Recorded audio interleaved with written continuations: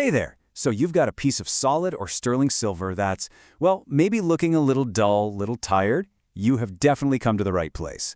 In this explainer, we are going to walk through how to clean it the right way, safely, while making sure we hang on to all that amazing vintage character.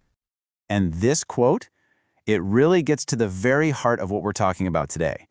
Look, the goal isn't to strip your silver back to some blinding, just out of the factory shine. Nope. We're here to refresh it, sure, but more importantly, we're here to let its history, its story, shine through. Okay, so if you're short on time, here are the absolute key takeaways.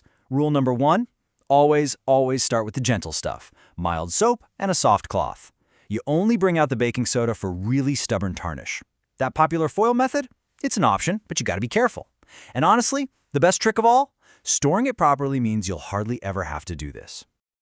All right, let's get into the details. To do this right, you first have to understand what you're actually cleaning. And it all boils down to two very important words: tarnish and patina. So first up, let's talk about tarnish. What is it really? It's just a chemical reaction. That's it. When silver hangs out in the open air, it reacts with sulfur, and over time it gets that dark coating. It's totally normal, totally expected. It's just science happening right on the surface. But then there's patina. And patina, well, that's a whole different story. This is the good stuff. It's that beautiful, soft glow, the darker bits and the crevices that make all the details pop. That's what gives a piece its soul, its character. Our entire goal here is to get rid of the unwanted tarnish without destroying that gorgeous patina.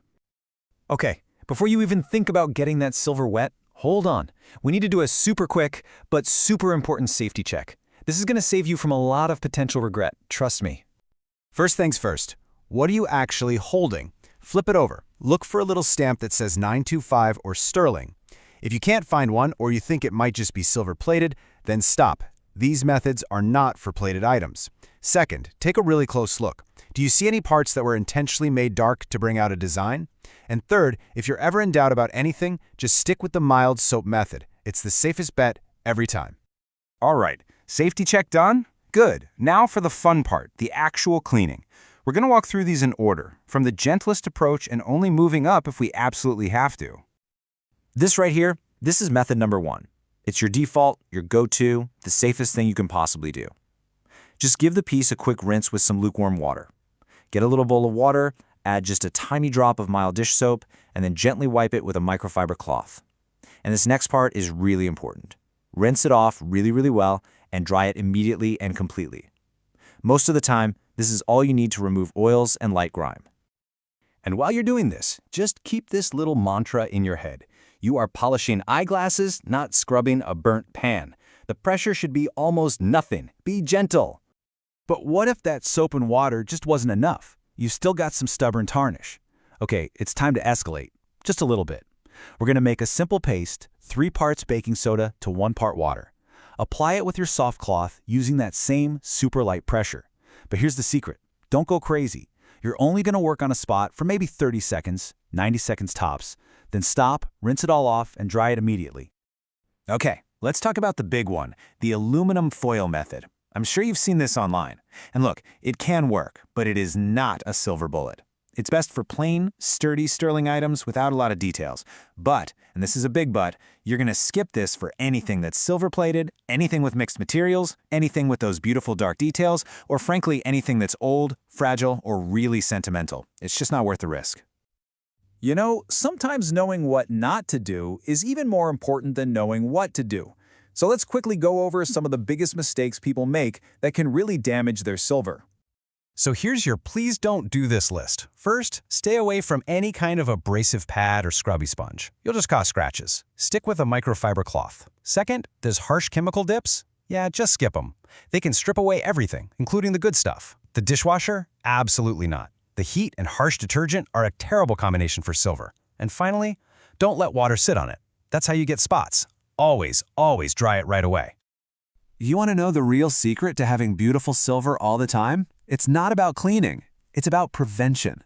If you store it right, you'll barely have to clean it at all. Remember how we said tarnish comes from air and humidity? Well, the logic is pretty simple then, right? We just have to cut that off.